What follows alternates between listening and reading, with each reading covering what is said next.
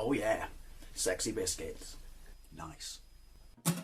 Long boys blues, 1975. A using girls on the rise. Reviewing games late at night and sometimes friends. Bogland. Long boys blues, 1975.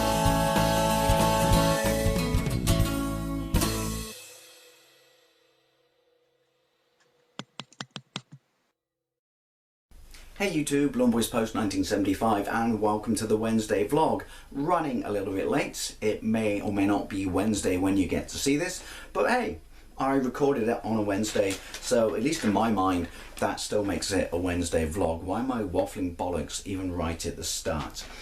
Right, I did a few weeks ago my favourite 1980s or American or North American 1980s cartoons from the 80s as a kid, and I did mention that I would do an equivalent video, which is this one. Well, you've read the title, which is my favourite British cartoons of the 1980s. Now, I'm pretty sure most of these have been shown, you know, around the world, abroad, in North America. I know I saw a lot of them on PBS when I lived in Montreal, but, and I don't mean to start a them and us attitude or, you know, debate or stuff like that, but there is a very distinct difference between, and don't get me wrong, like I said in my previous video, I absolutely adore, you know, the cartoons of the period from North America, but there is a very distinct difference in whether it's the sense of humour, the approach, the animation, or just the general attitude between North American cartoons and British cartoons. And again, as I said, I'm sure, you know,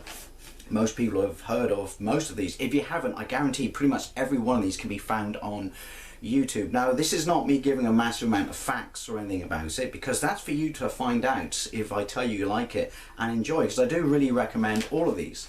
Now, most of these are animated. There are a couple of stop motion animated ones, but I still consider that to be a cartoon as such because it's an animated variant of, well, film or art. But yeah, number 10, Will-o'-the-Wisp. Will-o'-the-Wisp was a really freaky one, because most of these are from when I was really young. A few cracked upon when I was slightly older, but the majority of these are from when I was really young, and they are really British. But Will-o'-the-Wisp was, who's the bloke from the Carry On movies? Kenneth Williams, you know, I can't remember, you know, I'm still up, I haven't gone to bed yet. You know, old matron, and that was terrible impersonation, but Will-o'-the-Wisp was gas escaping from like Bogland, but back in the day, years ago, because it made a glow, people thought it was a spirit. And this was, he was like the narrator of this cartoon and talked about all the inhabitants of this forest. And there was a dog, there was a fairy, there was a witch who was called Evil Edna, who was basically a television set with antenna, which was her wand. There was Arthur the caterpillar. It was just utterly surreal. You know, I'm not sure I even, and that's something I can say about most of these, I'm not sure I even understood humour in half of it when I was a kid, but it made it onto Blue Peter, and they showed you how to make your own Arthur the caterpillar. Who remembers that? But Will-o'-the-Wisp was just, it was just so quaint. It was just this narrative story of these people who lived in this fantasy forest, and it was just very British. It was absolutely wonderful, and I loved it as a child. Now, this is beyond British. That was the 80s. This is the 70s, and there are only 6 episodes of this, and when I first found this out, I was quite surprised as well. Mr. Benn. Mr. Benn was almost watercolour, and like literally 3 frames of animation per 5 seconds. Like literally he would move like this.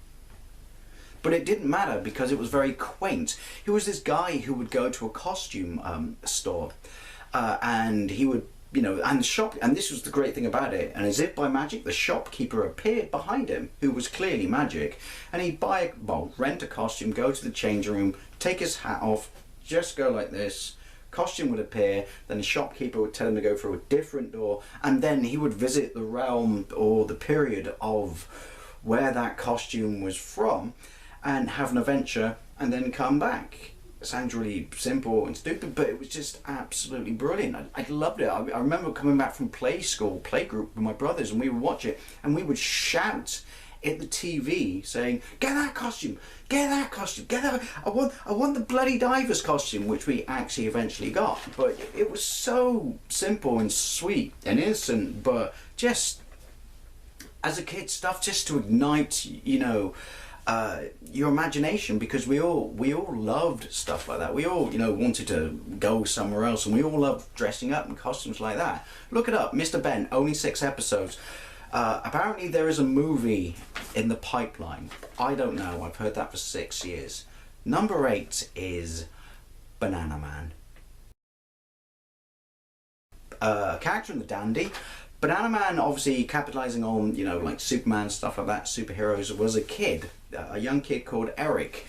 And every time, and I think, was it voiced by the Goodies? I could be confusing this with another one, because all these cartoons back in the day had very, very, very famous voice actors. I don't know if that was part and parcel of British cartoons, I don't know, but yeah, he would eat a banana and then he would grow into a full-blown man.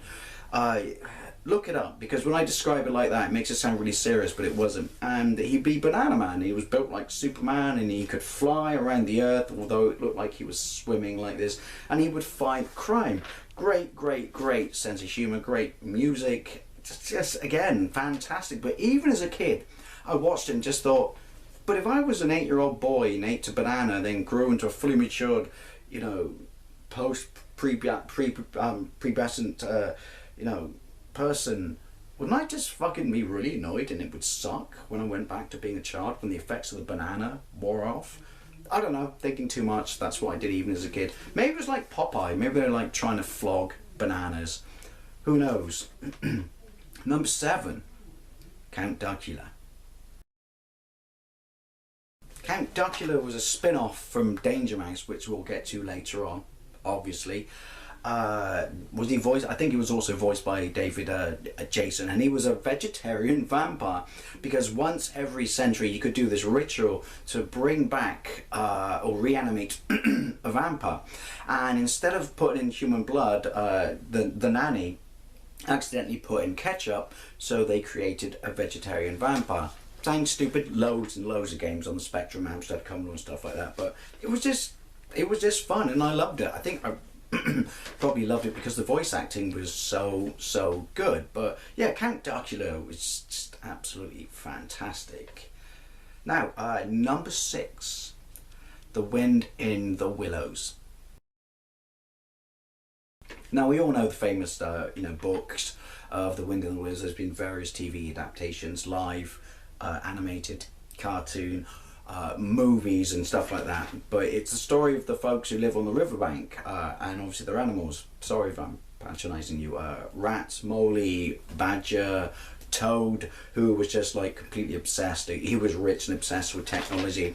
Now, one Christmas I remember they did this stop animation thing, but they didn't do it plasticine. They did it with, what was it? I don't know, rubber or plastic dolls, but it was still stop animation, and they told the story of the book, and it was so popular. David Jason voiced this as well, as did the bloke who did Clegg from Peter Sallis from, you know, Wallace or Gromit, I get confused, from you know, Wallace and Gromit. It was very, very famous voice actors did it, but yeah, that was so successful. They did a whole bunch of episodes. I own it on DVD. It's fantastic. It's so quaint and sweet, and all about, you know, the damage to the environment and how they, you know, have to fight against it and stuff. But yeah, did this whole series. There was, as far as I can tell, it's been years, like I was a child when I read it, completely different from the book, but whole new original stories. The animation was superb, characterization was fantastic. The, you know, camaraderie between, you know, the characters, and clearly based upon the fact when the voice actors obviously got together and did it themselves, was just absolutely wonderful. Again, look it up. I'll try and put links to all of these in the doohickey down below. I'll learn to talk in a minute, but yeah, the Wind in the Willows was just absolutely fantastic. Number 5, Paddington, the 1975 series, obviously based on the stories of Paddington Bear, which is most known for now for the recent movies, which I quite liked, and there was an animated series from a few years ago which I didn't like, but the one from my childhood from 1975, Paddington Bear, was stop motion furry little bear in a fully 3D, it was way ahead of its time, in a fully 3D environment, alright, sets I should say, but everyone else in it was like an animated 2D character. It was brilliant, it was so sweet and sincere. Had the board game, wish I still had it. It's worth a fortune on eBay. But you know, the story of a bear that it comes from Africa, has a penchant for marmalade sandwiches, and is adopted by a family in London. Just gets up to, you know, things kid stuff, you know, mishaps in capers and stuff like that. Absolutely fantastic. If I can just vent for one moment, they used to have, until years ago, on jars of marmalade made by Robinson's, the most famous manufacturer of marmalade in this country. I have no idea why I'm doing this with my hands. The original 1975 Paddington on the jar that myself and all my friends who grew up with it absolutely loved, obviously. And then when the movie came out, they changed it to the new bloke, and we were all pissed off. I think there was a petition to change it back. Now, number 4, Rhubarb, spelled R-O-O-B-A-R-B, and custard on the famous dessert, was really sketchily drawn, like almost drawn with biro. Cartoon about the adventures of a very over-enthusiastic dog called Rhubarb, and his neighbour's cat, who was called Custard, who was just a bastard, and the birds in the trees were also bastards, and it was just simple, 5 minutes long, just his everyday adventures of discovering stuff, like when the first time it snowed, or the first time the pond flew over. Richard Bryars from The Good Life was the voice of Rhubarb and narrated this. Absolutely fantastic. This is all over YouTube, and you really do need to check it out. Now, number 3, not as high as I thought it would be, but up there, Danger Mouse. David Jason from Count Dracula, where this originally appeared, is a one-off skit, voiced this, but Danger Mouse, come on. I think everyone knows Danger Mouse. This is one of my favourite cartoons as a kid. A secret agent mouse with a patch over one eye and a cowardly assistant called Penfold exists within our world, but they've got their whole little network underneath. And yeah, think James Bond, gadgets, cars, Baron Greenback, Evil Toad, Nemesis, you know, comes out the bottom of a post box in central London, fights crime, went into space. Just bloody Danger Mouse. But it's so deep and clearly, and it's not until I was an adult when I watched it that I missed all the points I did as a kid with a sense of humour, clearly running on 2 levels.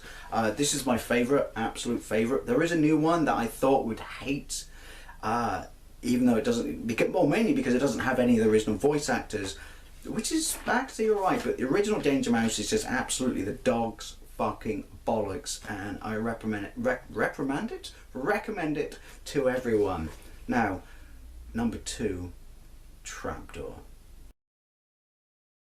If you follow me on Facebook, you've seen that I just recently bought the entire 2 seasons of this. This was stop animation with plasticine, and it was about a servant called Burke who lived in the lower bowels of a castle with a friend called was it Struts, and Boney, who was just a skull, and there was a trapdoor in the middle of the room, and the animation was absolutely superb. Think, you know, Wallace Gromit and stuff like that, but before that, and the being lived upstairs would just shout out, "Burke, I'm hungry, feed me," and he'd have to make all these disgusting like meals with like worms and stuff like that.